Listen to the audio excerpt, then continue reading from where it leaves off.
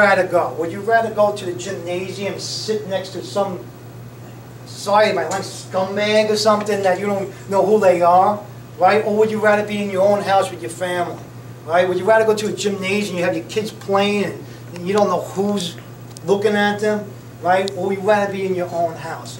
I'd rather be in my own house, right? And why shouldn't I be in my own house? Why do I have to turn around and rely on the government? Like, if you think about it, we're our own worst enemy on being more self-sufficient, because if everybody could take care of themselves and there's a crisis, a major crisis that happens, right, the burden would be off the government taking care of us, and then they could take care of the problem, right? Why should firemen come to my house and rescue me when there's more important things they can be doing?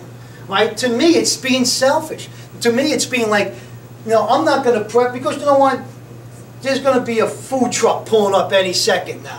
Right? Yeah, let's wait for the truck to come down. It's like, we're going to hear like ice cream music, and this truck's going to come down, everybody's going to come down, and they're going to be throwing meals ready to eat at you.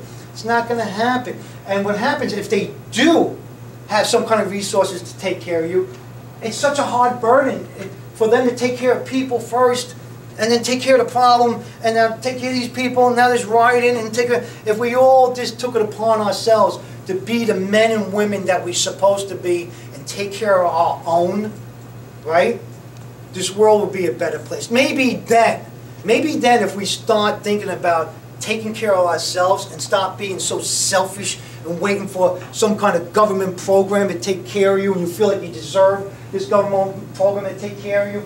Granted, there's a lot of people that need this help, right? There's a lot of people that don't. And that's the problem, right? And that's what I hear out of everybody's mind. Your mouth, hey, screw that guy. Screw that. Your neighbor, screw him. Right, call 311 on him, the rat line. Call him out. His music's too loud. He's lighting firecrackers in the backyard. I get called for that, right? But learn to be human beings and take part of stuff like this. You know, it's not simple. And if you can't, anybody even on YouTube, if you're a person watching these videos, if you got something to share, right? Share it. Share it. Tell people, even if it's like lighting a fire with a bug's ass. You know, you want to share this. You want people to know this, right? Answer the phone. But anyway, and I got something to share. I got this beautiful place here to share. And what I'm going to do, I'm going to turn around. I'm going to interview the people that made this place possible, right? And show their ideas and whatever they got working out here. This place, like I said, should be booming, right? No one's going to be booming the day before a hurricane's coming. You will be off the shelves, right? I think we should lie and put a fake broadcast. I hope whatever I have to say to you today, in person, not on YouTube channel, helped a little bit.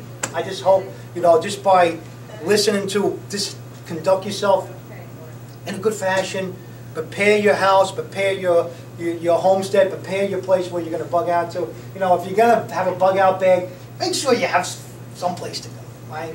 You know, you got. I seen some bug out bags. You guys have like a refrigerator on their back. You know, and they made like a half a block, and they're starting to cook on it. Right? It's like, come on, please. So what's your contingency plan as far as, because you have a unique perspective. You have an urban perspective, and you have your upstate New York perspective.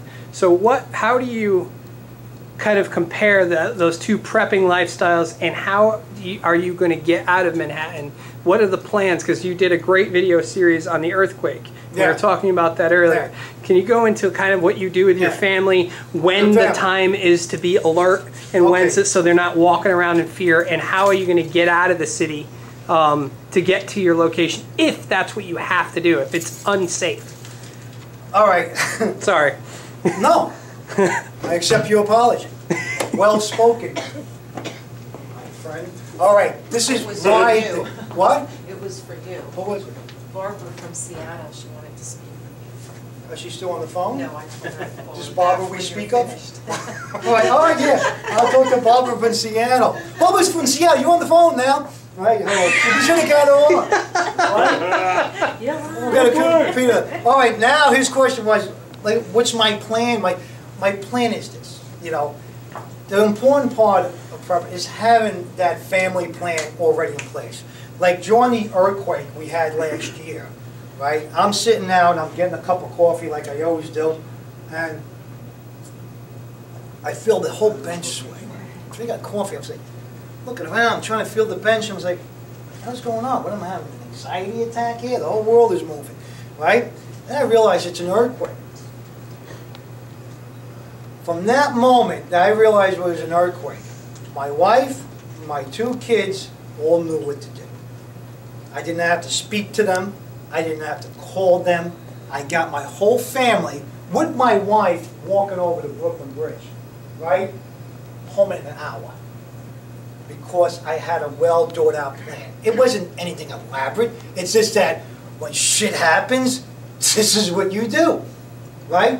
Don't stand around with everybody watching the TV. You'll be watching TV. Everybody's watching TV. You're going to be the guy doing this, all right? And you're going to head for the exit, and you're going to leave, right? And get out of there. Like within 1 hour, we got together, and now we waited. You know, I'm not a paranoid person where I'm saying, oh, hey, we get in the car, let's head upstate. Let's get to the bunker, let's go. You know, it's not a bunker, it's really a house, you know. But I call it a bunker. It doesn't even look like a bunker. It has nice curtains and shit. But I was like, get to the bunker, you know, and I didn't do that. I waited. Put my radio on, waited. I waited to see what was going to happen. But I watched closely, and you do watch closely. As soon as you realize that it's going to be something big, it's time to go, right? Or it's time to start setting your house up, you know? So my main thing is, my first reaction is to get out and get away, right? And just having a simple plan, like having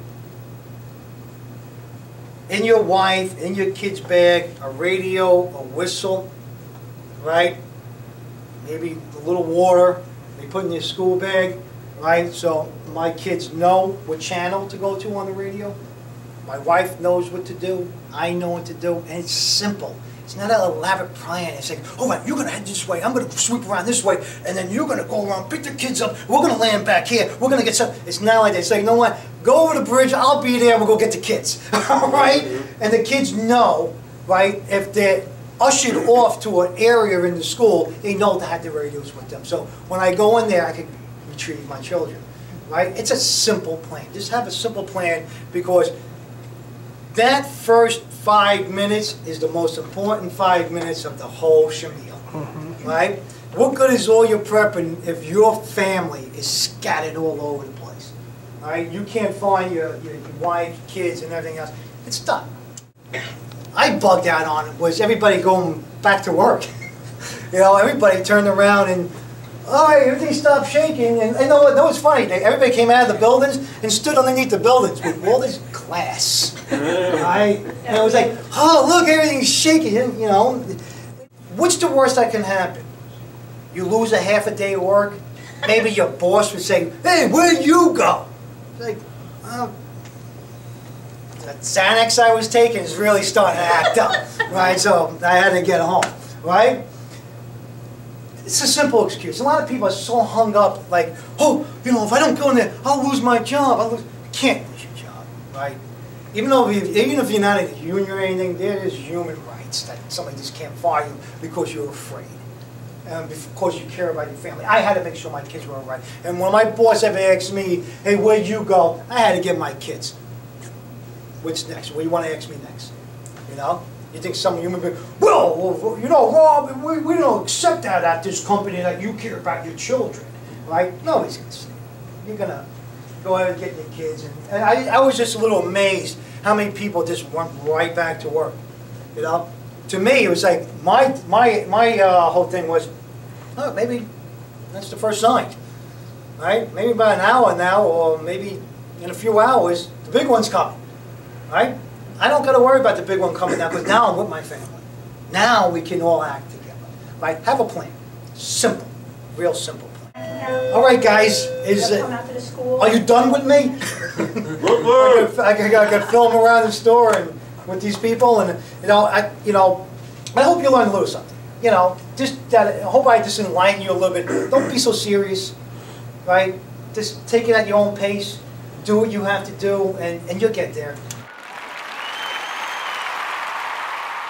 A whole lot really to say. I mean, it's kind of hard to follow that. I didn't teach you how to do anything. I got my coffee here. That's my coffee. I got these dogs. I got this Xanax. So good. I got the anti. Get your family on board as much as you can. And I want to just back up exactly what he said. Get people to start doing stuff with you, like go camping. Get them to like, hey, this is, we're growing a garden and we're dehydrating stuff. People are like, what do you mean you're dehydrating stuff? And I had some people at work, dehydrating, why would you do that? I was like, because you can make anything with dehydrated food. It tastes no, it doesn't.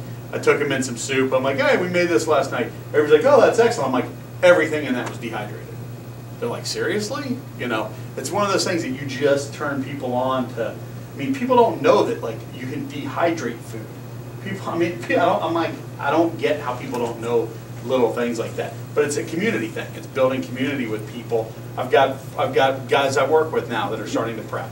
So I know that if something happens and I'm at work, I'm at the plant, there's 3 or 4 guys I know I can get together with and be like, okay, what do we need to do to help people, but also to get to our family? So it's just, the community thing is huge. And I mean, but you got to be careful of the people that are, in your community as well. Get to know who's going to be the problem. Get to know who's not going to be a problem. Get to know what they do. Get to know, hey, I mean, I don't have any law enforcement people around me, or I don't have any nurses, or hey, there's a doctor that lives 4 houses down. What kind of doctor are they? Okay, I just know they're a doctor. That doesn't mean they're a medical doctor. So just, get to know people. Weather's the biggest thing. I mean, really, from like he said, the EMP, do I plan for that? Do I prepare for that? In some regards, yes. But mostly, stuff I prepare for are, because I'm in tornado area, I'm in Ohio, so there's tornadoes. We get tornadoes, we get snow, ice. Those are the big things that we're going to get. Because she's new, like explain the electromagnetic pulse, because she might not even know what that is. See? An EMP or a solar flare can, basically an EMP is like a nuclear weapon that's set off above the atmosphere, so you're not going to die from the radiation, but it sends out a magnetic pulse that fries electronics.